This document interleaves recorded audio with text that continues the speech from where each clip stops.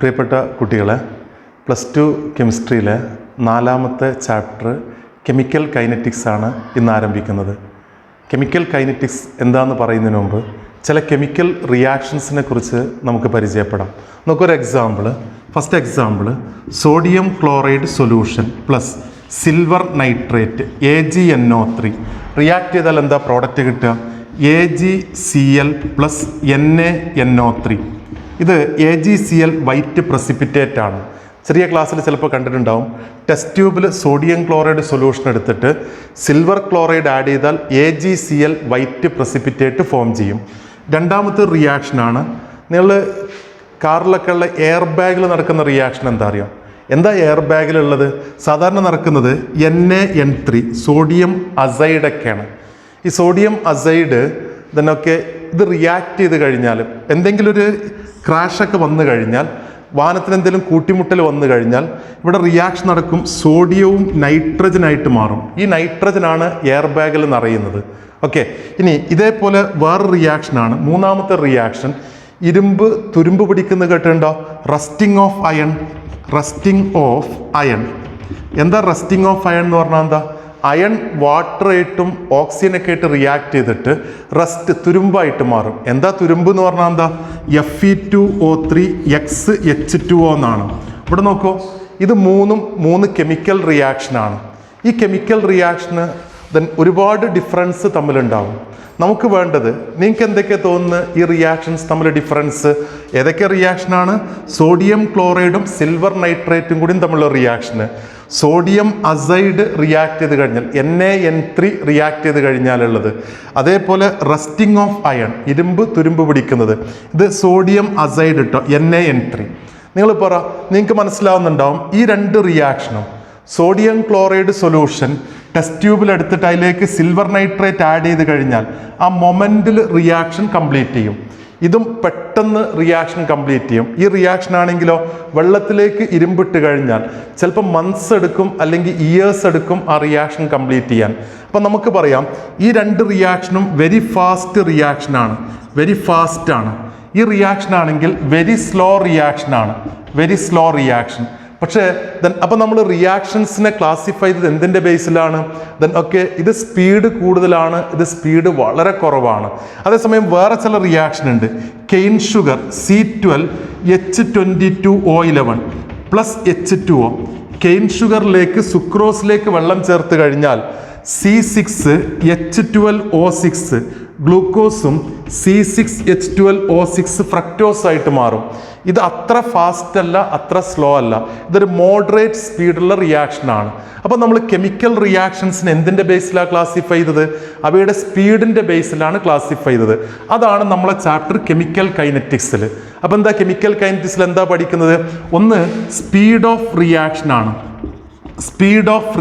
ഇവിടെ പഠിക്കുന്നത്, ഫസ്റ്റ് പഠിക്കുന്നത്. രണ്ടാമത്തത് ആ റിയാക്ഷൻസിൻ്റെ സ്പീഡ് എങ്ങനെ ഇൻക്രീസ് ചെയ്യാം, എങ്ങനെ ഡിക്രീസ് ചെയ്യാം. അതായത് ഫാക്ടേഴ്സ് അഫക്റ്റിംഗ് റേറ്റ് ഓഫ് റിയാക്ഷനെ ഇൻഫ്ലുവൻസ് ചെയ്യുന്ന ഫാക്ടേഴ്സ്. ഇത് കഴിഞ്ഞാൽ മൂന്നാമതൊരു കാര്യം കൂടിയും, ആ റിയാക്ഷൻസിൻ്റെ മെക്കാനിസം എന്ന് പറഞ്ഞാൽ അതിൻ്റെ സ്റ്റെപ്സ് എന്തൊക്കെയാണ്, ആ റിയാക്ഷൻ എങ്ങനെയൊക്കെയാണ് നടക്കുന്നത് എന്നുള്ളത്. അപ്പോൾ എന്തൊക്കെയാണ് കെമിക്കൽ കൈനറ്റിക്സിലുള്ളത്? Chemical kinetics is the branch of chemistry which deals with എന്തൊക്കെയാണുള്ളത്? Rate of reaction or speed of reaction, then factors affecting the rate and mechanism by which chemical reaction takes place. എന്തൊക്കെ ഒന്നുകൂടി പറയാം? Chemical kinetics is the branch of chemistry which deals with rate of reaction, അടുത്തത് factors affecting the rate and mechanism by which chemical reaction takes place. ഇതാണ് chemical kinetics എന്നുള്ളത്. നമുക്കിതിൽ ഓരോന്നും പഠിക്കാനുണ്ട്. ആദ്യം നമുക്ക് പഠിക്കാം എന്താണ് റേറ്റ് ഓഫ് റിയാക്ഷൻ എന്നുള്ളത്.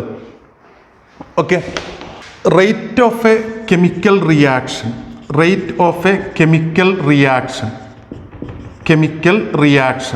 നോക്കൂ. നമ്മളൊരു chemical reaction R giving P. എന്താ R giving P എന്ന് പറഞ്ഞാൽ എന്താ? Reactant gives product. ഈ റിയാക്ഷന് നമ്മൾ എന്താണ് റേറ്റ് ഓഫ് റിയാക്ഷൻ എന്നുള്ളതുകൊണ്ട് ഉദ്ദേശിക്കുന്നത്? എങ്ങനെ റേറ്റ് ഓഫ് റിയാക്ഷൻ കാൽക്കുലേറ്റ് ചെയ്യാം? നോക്കൂ, നമ്മളിപ്പോൾ മലപ്പുറത്തുനിന്ന് മലപ്പുറത്തുനിന്ന് ഇവിടുന്ന് കാലിക്കറ്റിലേക്ക് പോവാണ്.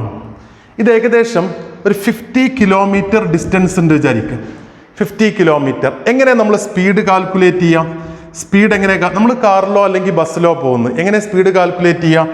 Distance travelled divided by time taken ആണോ? Time taken. എത്ര distance travelled? 50 kilometre divided by time taken. Then okay, 1.25 മണിക്കൂറാണെങ്കിൽ നമ്മൾ ചെയ്ത് കഴിഞ്ഞാൽ 1.25 അവർ ആണെങ്കിൽ 1.25 അവേഴ്സ് ആണെങ്കിൽ നിങ്ങൾക്ക് കിട്ടും ആൻസർ. എത്ര കിട്ടുന്നത്? 40 കിലോമീറ്റർ പെർ അവർ എന്ന് കിട്ടും.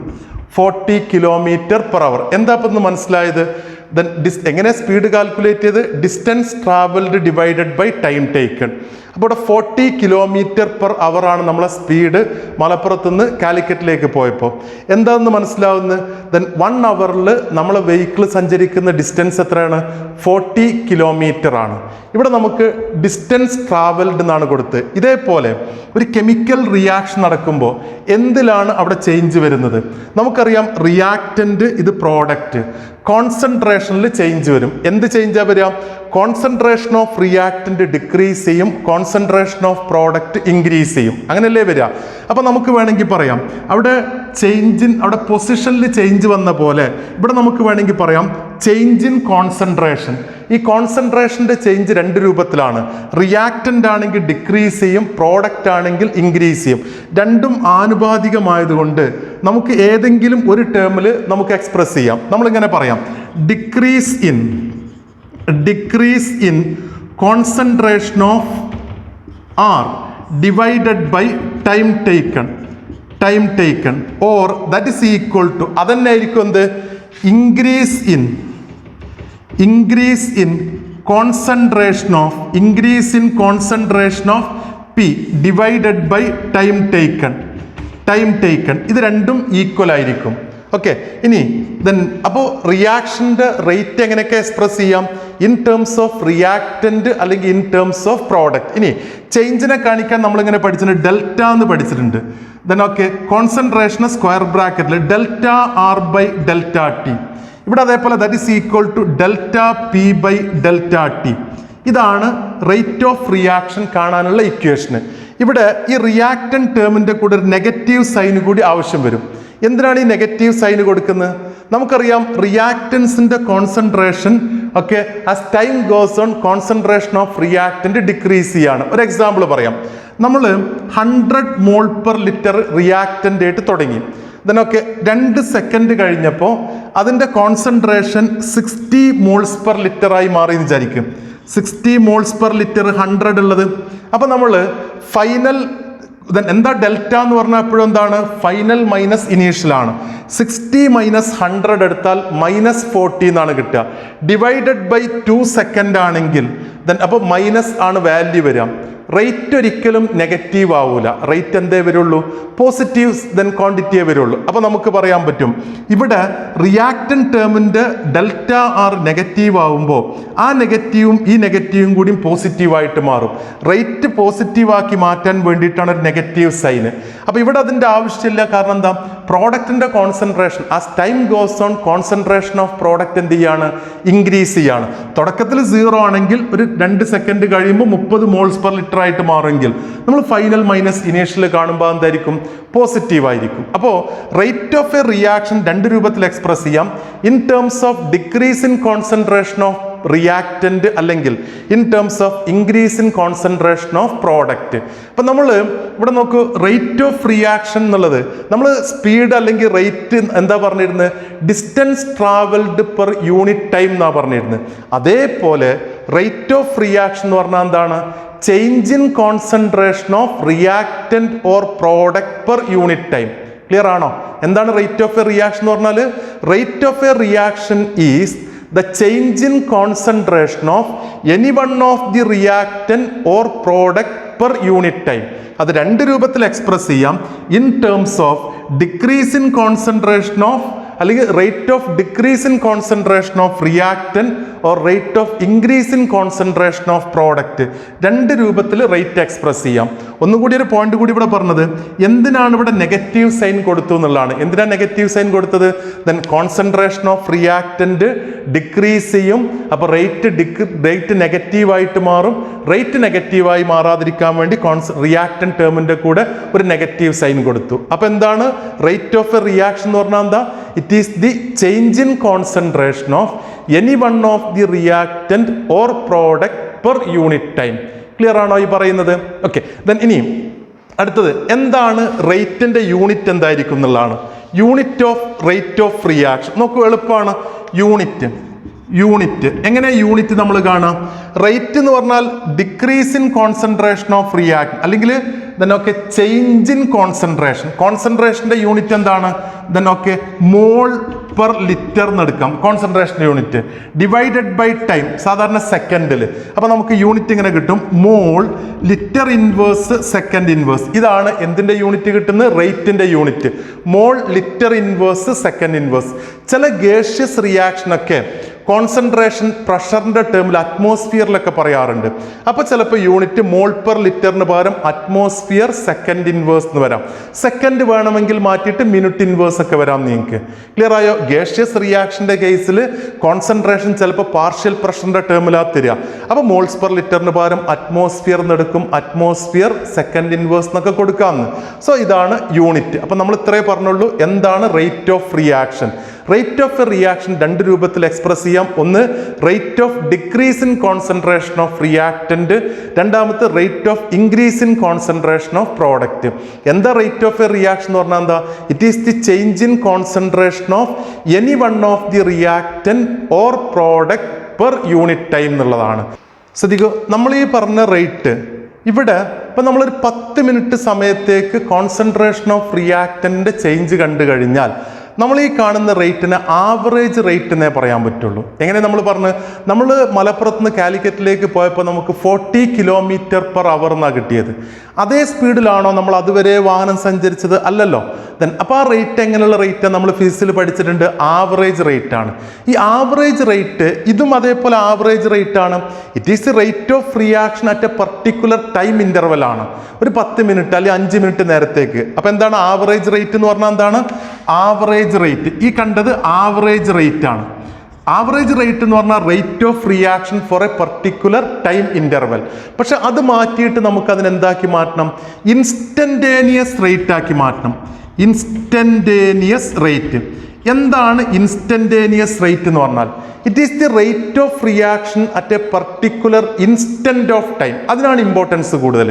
എന്താ ഇൻസ്റ്റന്റേനിയസ് റേറ്റ്? എന്താണ്?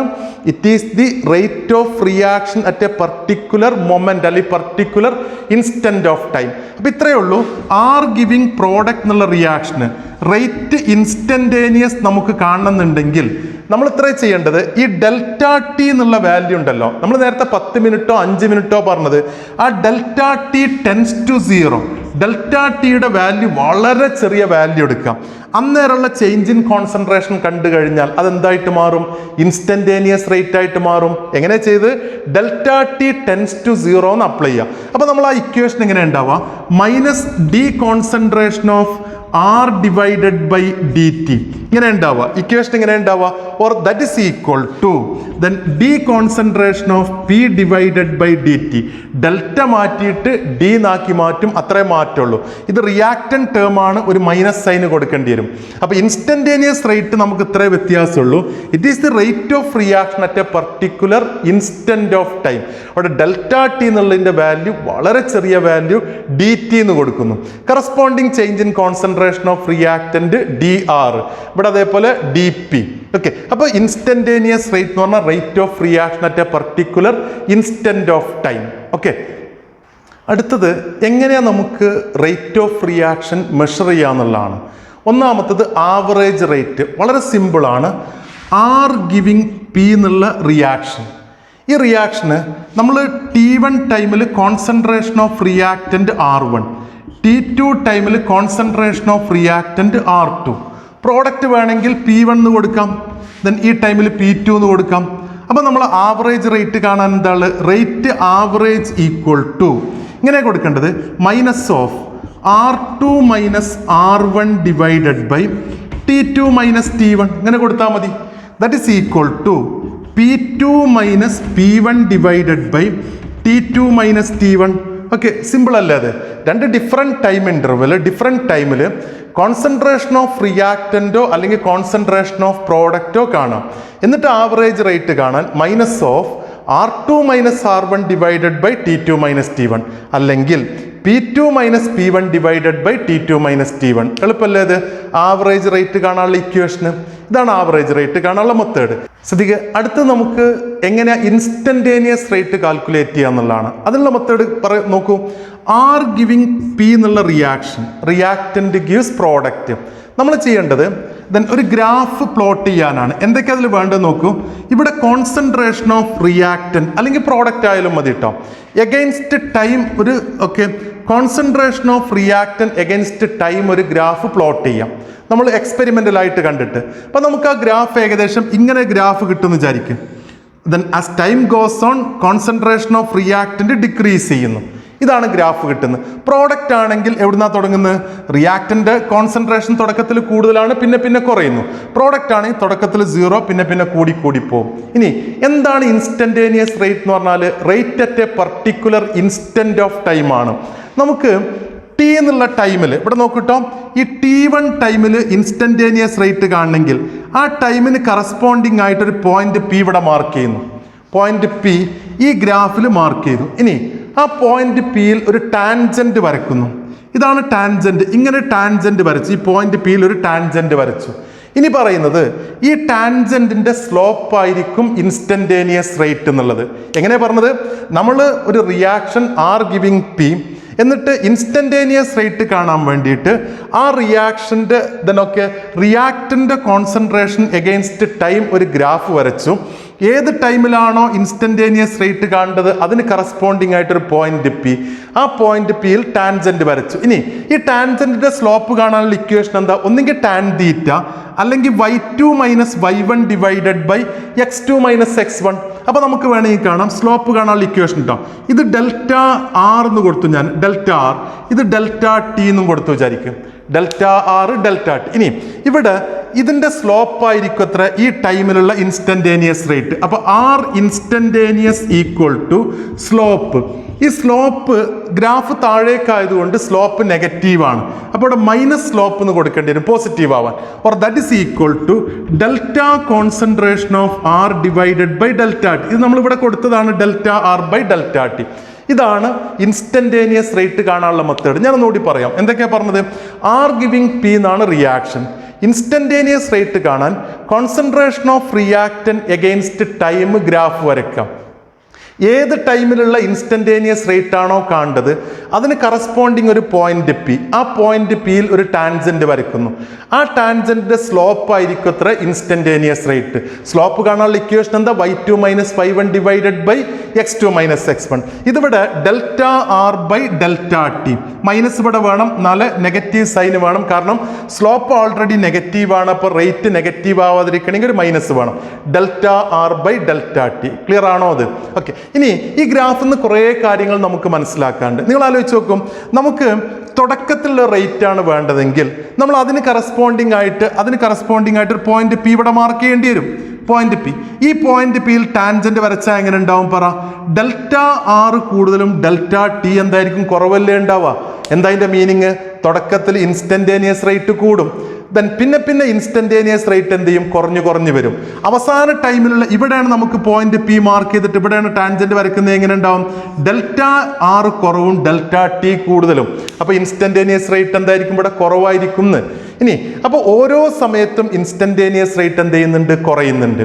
തുടക്കത്തിൽ കൂടുതലാണ്, പിന്നെ റേറ്റ് എന്ത് ചെയ്യുന്നുണ്ട്? സാധാരണ കുറയുന്നുണ്ട് എന്ന്. ക്ലിയർ ആണോ പറയുന്നത്? ഓക്കെ. അപ്പോൾ ഓരോ മൊമെന്റിലും റേറ്റ് നമ്മൾ അടുത്ത മൊമെന്റിൽ എടുത്തു കഴിഞ്ഞാൽ വേറൊരു സ്ലോപ്പാണ് കിട്ടുക. അപ്പോൾ ഓരോ മൊമെന്റിലും റേറ്റ് എന്ത് ചെയ്യുന്നുണ്ട്? ചേഞ്ച് ചെയ്യുന്നുണ്ട്. ക്ലിയർ ആണല്ലോ ഈ പറയുന്നത്? അപ്പോൾ ഇൻസ്റ്റന്റേനിയസ് റേറ്റ് കാൽക്കുലേറ്റ് ചെയ്യുന്ന മെത്തേഡ് ഇത്. പ്രോഡക്റ്റിനാണെങ്കിൽ നിങ്ങളൊന്ന് വരച്ച് നോക്കിക്കോണം ഗ്രാഫ്. എങ്ങനെ? ഞാൻ ജസ്റ്റ് ഒന്ന് പറയാം. ഇവിടെ പ്രോഡക്റ്റ് ആണെങ്കിൽ concentration of product against time graph ഇങ്ങനെ കേട്ടോ കിട്ടുക. ഇങ്ങനെ കിട്ടാം. നമുക്ക് ഏതാണോ ആ ടൈം അതിന് കറസ്പോണ്ടിങ് ആയിട്ട് പോയിന്റ് പി ഇവിടെ മാർക്ക് ചെയ്യാം. ഇതാണ് പോയിന്റ് പി എങ്കിൽ ഈ പോയിന്റ് പിയിൽ നമ്മൾ ടാൻജന്റ് വരക്കുന്നു. ഇങ്ങനെ ടാൻജന്റ് വരച്ചു. ഇനി സ്ലോപ്പ് എങ്ങനെ കാൽക്കുലേറ്റ് ചെയ്യാം? ഇവിടെ നോക്കൂ, ഇതാണ് ഡെൽറ്റ ആർ, ഇത് delta T. Delta R by delta T കണ്ടാൽ മതി. ഇത് ഓക്കെ, നെഗറ്റീവ് വേണ്ട, ഡെൽറ്റ ആർ അല്ല ഡെൽറ്റ പി എന്ന് കൊടുക്കാം. ഇവിടെ delta P divided by delta T. Clear ആണോ ഈ പറയുന്നത്? അപ്പോൾ ഇൻസ്റ്റന്റേനിയസ് റേറ്റ് റിയാക്റ്റന്റ് വെച്ചിട്ട് കാൽക്കുലേറ്റ് ചെയ്യാം, അല്ലെങ്കിൽ പ്രോഡക്റ്റ് വെച്ചിട്ട് കാൽക്കുലേറ്റ് ചെയ്യാം. ഇതാണ് എങ്ങനെയാണ് റേറ്റ് ഓഫ് റിയാക്ഷൻ മെഷർ ചെയ്യുക എന്ന് പറഞ്ഞത്. ആവറേജ് റേറ്റ് എങ്ങനെയാണ് മെഷർ ചെയ്തത്? രണ്ട് ഡിഫറെൻറ്റ് ടൈം ഇൻ്റർവെല്ലിൽ കോൺസെൻട്രേഷൻ ഓഫ് റിയാക്റ്റൻറ്റോ പ്രോഡക്റ്റോ കണ്ടിട്ട് ഡിവൈഡ് ചെയ്താൽ മതി. Okay, time. ഈ ആവറേജ് റേറ്റും വേണമെങ്കിൽ ഈ ഗ്രാഫ് ഒന്ന് കാണാട്ടോ, ജസ്റ്റ് ഒന്ന് പറയുന്നേ ഉള്ളൂ. ഇപ്പം നമ്മൾ കോൺസെൻട്രേഷൻ ഓഫ് റിയാക്റ്റൻറ്റ് ഇവിടെ ടൈമാണ് ഓക്കെ മാർക്ക് ചെയ്തതെങ്കിൽ ഇവിടെ T1 ടൈമിൽ കോൺസെൻട്രേഷൻ ഞാൻ R1 എന്ന് കൊടുത്തു, R1. ഇത് T2 ടൈമിൽ കോൺസെൻട്രേഷൻ R2 എന്ന് കൊടുത്തു. അപ്പോൾ നമുക്ക് വേണമെങ്കിൽ ഇതേപോലെ കാണാം, നേരത്തെ പറഞ്ഞ ഇക്വേഷന് minus of R2 minus R1 divided by T2 minus T1. അപ്പോൾ ഈ ടൈം ഇൻ്റർവെല്ലിലുള്ള ആവറേജ് റേറ്റ് കാണാൻ ഈ ഇക്വേഷൻ ഉപയോഗിക്കാം. എങ്ങനെ? Minus of R2 minus R1 divided by T2 minus T1. അപ്പോൾ മെഷർമെൻറ്റ് ഓഫ് ആവറേജ് റേറ്റും അതേപോലെ ഇൻസ്റ്റന്റേനിയസ് റേറ്റും. ഓക്കെ, അടുത്ത topic expression for rate of reaction. എന്താ അതിൻ്റെ മീനിങ് എന്താ നോക്കും. നമ്മളൊരു കെമിക്കൽ റിയാക്ഷൻ HG മർക്കുറി കേട്ടിട്ടുണ്ടല്ലോ, ലിക്വിഡ് പ്ലസ് ക്ലോറിൻ ഗ്യാസ് ആണ്. രണ്ടും കൂടി റിയാക്ട് ചെയ്ത് കഴിഞ്ഞാൽ HgCl2 മർക്കുറി ക്ലോറൈഡ് സോളിഡ്. ഇതാണ് റിയാക്ഷൻ. ഈ റിയാക്ഷൻ്റെ പ്രത്യേകത നോക്കിട്ടോ, ഇത് ബാലൻസ്ഡ് ഇക്വേഷൻ ആണ്. 1 മോൾ മെർക്കുറി റിയാക്ട് ചെയ്യുന്നു with 1 mole chlorine, you will get 1 mole HgCl2. ഇവിടെ നമ്മൾ റേറ്റ് ഓഫ് റിയാക്ഷനുള്ള എക്സ്പ്രഷനാണ് എഴുതുന്നത്. എങ്ങനെ റേറ്റ് ഓഫ് റിയാക്ഷൻ കാണാം? Then minus of delta HG by delta T, or that is equal to, അതെന്തിന് ഈക്വൽ ആയിരിക്കും എന്നറിയോ?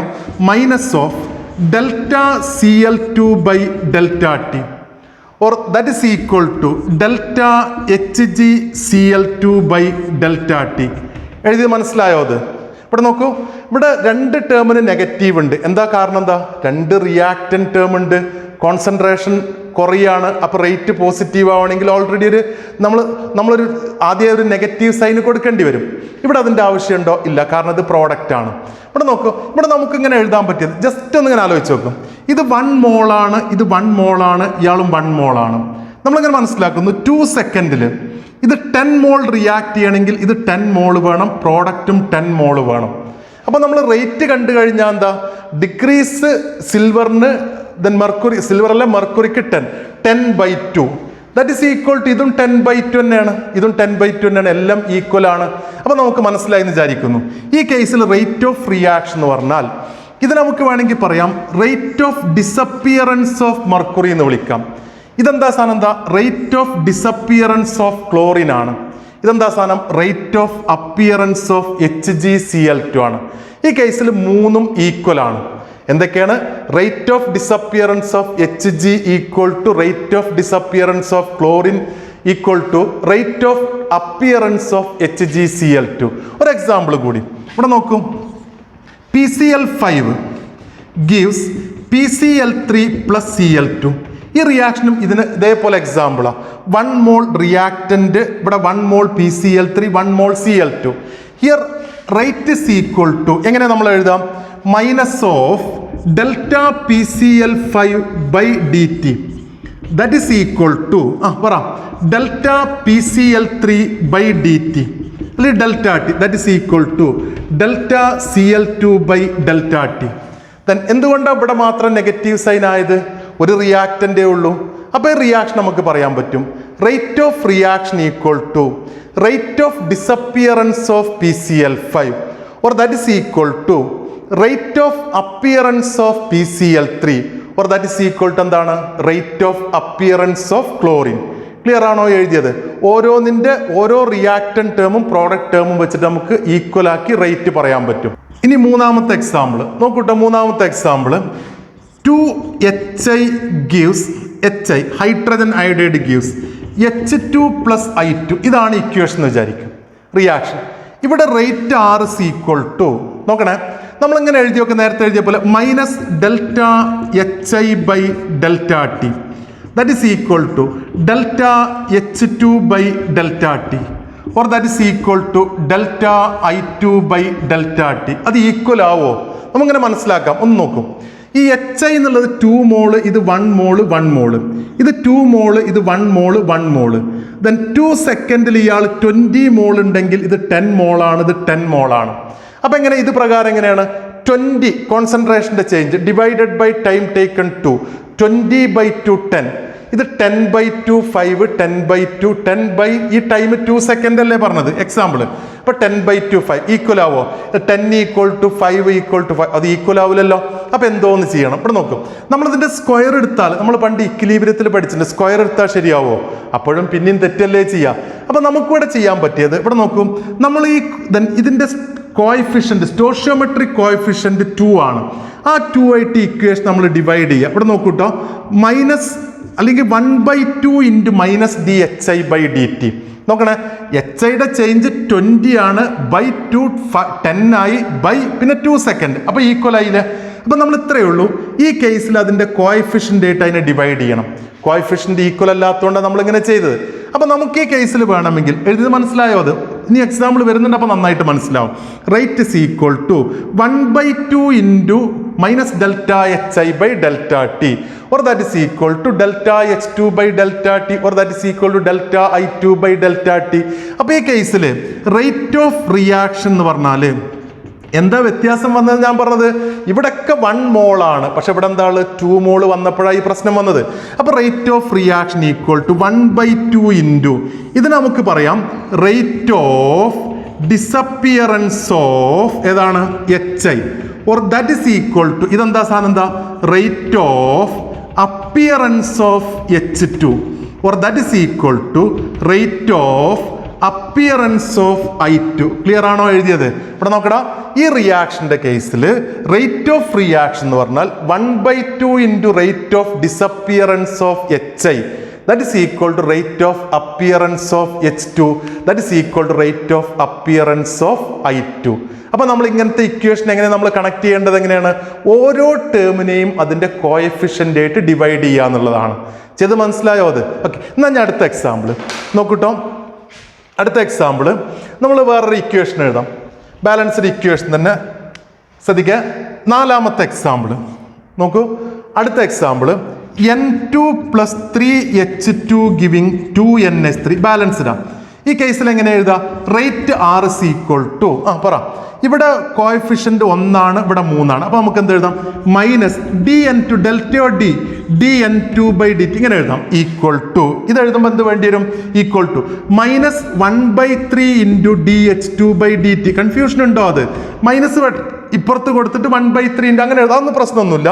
Minus 1/3 dH2/dt, or that is equal to 1/2 dNH3/dt. ഓരോ ടേമിനെയും അതിൻ്റെ കോഎഫിഷ്യൻ്റ് ആയിട്ട് ഡിവൈഡ് ചെയ്തു. ശരിയല്ലേ? അതൊന്ന് മനസ്സിലാക്കിയ എളുപ്പമാണ്. ഇത് 1 മോൾ, ഇത് 3 മോള് 2 മോള്. 2 സെക്കൻഡിൽ നേരത്തെ പറഞ്ഞ പോലെ 2 സെക്കൻഡിൽ ഇത് 10 മോൾ, ഇത് 30 മോൾ, ഇത് 20 മോൾ ആണെങ്കിൽ നമുക്ക് ഈക്വലൈസ് ചെയ്യണമെങ്കിൽ 10/2, ഇതിന് 1/3 ഇൻറ്റു 30, അപ്പോൾ 10/2 ഈക്വൽ ആവും. ഇത് 1/2 ഇൻറ്റു 20 ബൈ 2, അപ്പോൾ അത് ഈക്വൽ ആവും. ക്ലിയർ ആണോ പറയുന്നത്? അപ്പോൾ നോക്കിയേക്ക്, ഈ റിയാക്ഷൻ്റെ കേസിൽ റേറ്റ് ഓഫ് റിയാക്ഷൻ എന്ന് പറഞ്ഞാൽ rate of disappearance of nitrogen, or that is equal to 1/3 into rate of disappearance of hydrogen, or that is equal to 1/2 into rate of appearance of ammonia. ചെയ്ത് നോക്കണേ ഈ കാര്യങ്ങളൊക്കെ. അപ്പോൾ ശരിയായി വിചാരിക്കുന്നു. അപ്പം നമ്മൾ ഇവിടെ നോക്കൂ, എന്താ ഇങ്ങനത്തെ കേസിൽ നമ്മൾ ചെയ്യേണ്ടത് എന്താണ്? ഓരോ ഇക്വേഷൻ, ഓരോ ടേമിനെയും അതിൻ്റെ കോഎഫിഷ്യൻ്റ് ആയിട്ട് ഡിവൈഡ് ചെയ്താൽ മതി. ഓക്കെ, എന്നാൽ അടുത്ത question NH3 + O2 giving NO + H2O.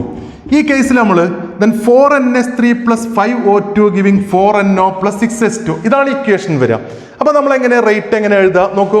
Rate R is equal to ചെയ്ത് പഠിക്കണം. Rate R is equal to minus 1/4 into dNH3/dt, or that is equal to minus 1/5 into dO2/dt, that is equal to 1/4 into dNO/dt, that is equal to 1/6 into dH2O/dt.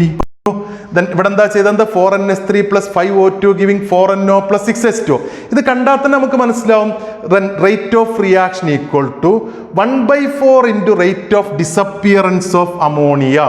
That is equal to 1/5 into rate of disappearance of oxygen. A disappearance is negative. Or that is equal to 1/4 into then okay, rate of appearance of NO. That is equal to 1/6 into rate of appearance of H2O. Okay. Then ini ഇതേപോലെ അടുത്ത equation. Then okay, അടുത്തൊരു example കൂടി പറയാം. അടുത്ത example നോക്കൂട്ടോ, 5Br minus plus BrO3 minus plus 6H plus gives 3Br2 plus 3H2O. അങ്ങനെ ഒരു equation ഉണ്ട്. Okay, NCERT കൊടുത്തതാണ്, ഒബ്ജക്റ്റീവിലൊക്കെ പലപ്പോഴും ചോദിക്കുന്നതാണ്. ഇവിടെ റേറ്റ് ഇസ് ഈക്വൽ ടു, നിങ്ങൾ വേർഡ്സിൽ പറയാൻ എളുപ്പമാണല്ലോ, എങ്ങനെ പറയാം, 1/5 into rate of disappearance of bromide, or that is equal to rate of disappearance of BrO3 minus, that is equal to 1/6 into rate of disappearance of H plus, equal to 1/3 into rate of appearance of bromine, that is equal to 1/3 into rate of appearance of H2O. ശരിയല്ലേ ഇത്?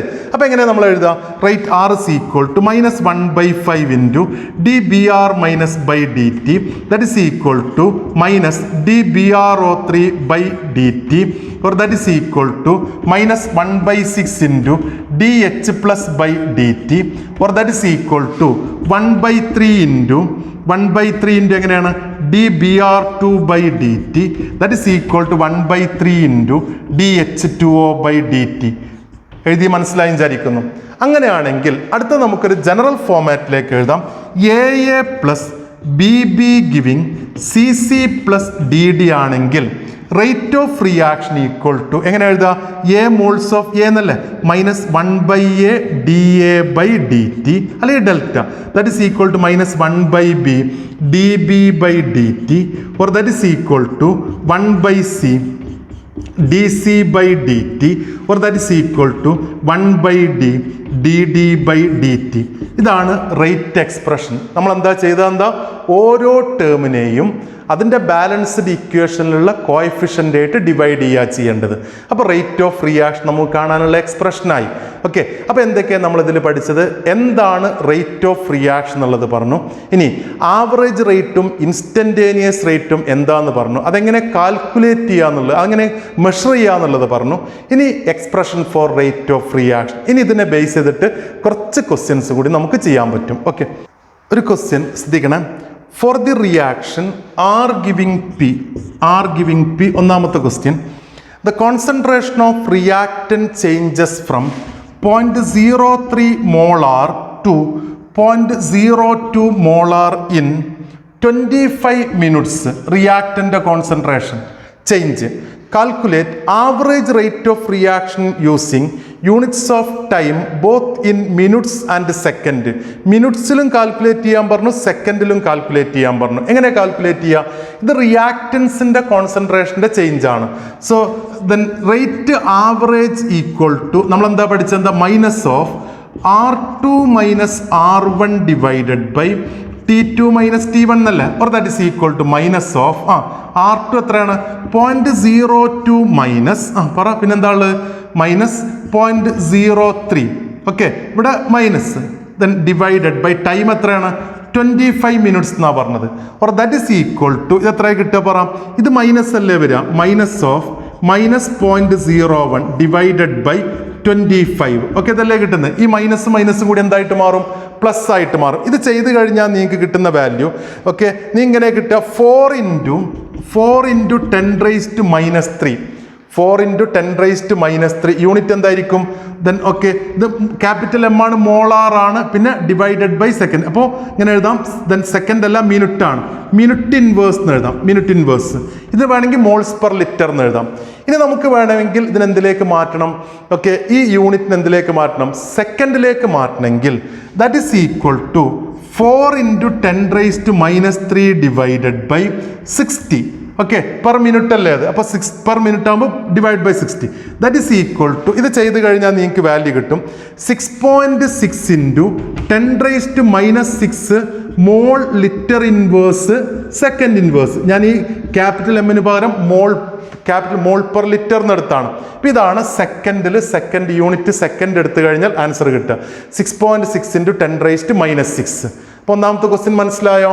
Different ടൈമിൽ അല്ലെങ്കിൽ 25 minute കഴിയുമ്പോൾ കോൺസെൻട്രേഷൻ്റെ ചേഞ്ചാണ് ഈ ചെയ്തത്. അപ്പോൾ നമ്മൾ ചെയ്ത മെത്തേഡാണിത്. Now second question. In a reaction to a giving product, the concentration of A decreases from 0.5 moles per liter to 0.4 moles per liter in 10 minutes. 10 മിനിറ്റിലാണ് ഇങ്ങനെ സംഭവിച്ചത്. 10 മിനിറ്റ്. ചോദ്യം, calculate the rate during this interval. എങ്ങനെ റേറ്റ് കാണാം? Concentration of reactant ആണ്, എയുടെ decrease ആണ് കൊടുത്തത്. So rate is equal to, ഇത് എഴുതുമ്പോൾ എന്ത് വേണം? -1/2 ഇൻറ്റു പറ delta A divided by delta T എന്ന് വേണ്ടേ? or that is equal to -1/2 into എത്ര? Delta A, then final minus initial 0.4 minus 0.5 divided by എത്ര ടൈമാണ്? 10 മിനിറ്റ് ആണ്. അപ്പം എങ്ങനെ കിട്ടാം? ദാറ്റ് ഇസ് ഈക്വൽ ടു നിങ്ങൾ പറ എങ്ങനെ കിട്ടുക? 0.4 -1/2 ഇൻറ്റു -0.1 ഡിവൈഡഡ് ബൈ 10. ഇത് ചെയ്ത് കഴിഞ്ഞാൽ നിങ്ങൾക്ക് ആൻസർ എന്താ കിട്ടുന്നത്? എന്തായിരിക്കും? ഇത് ഡിവൈഡഡ് ബൈ 20 എന്നല്ല, ഇത് മൈനസും കൂടി എന്തായിട്ട് മാറി? പ്ലസ് ആയിട്ട് മാറി. ഇതിൻ്റെ ആൻസർ നിങ്ങൾക്ക് കിട്ടുന്നത് ദെൻ എത്രയായിരുന്നു? ദെൻ മിനിറ്റിലല്ലേ പറഞ്ഞത്. അപ്പോൾ ആൻസർ എത്ര കിട്ടുന്നത്? നിങ്ങൾ പറ 5 × 10⁻³ mole litre inverse minute inverse ആണ്. ഇവിടെ നമ്മളോട് സെക്കൻഡിലാക്കാനൊന്നും പറഞ്ഞിട്ടില്ല, മിനിറ്റ് ഇൻവേഴ്സ്. ഓക്കെ, അടുത്ത മൂന്നാമത്തെ ക്വസ്റ്റ്യൻ നോക്കൂട്ടോ.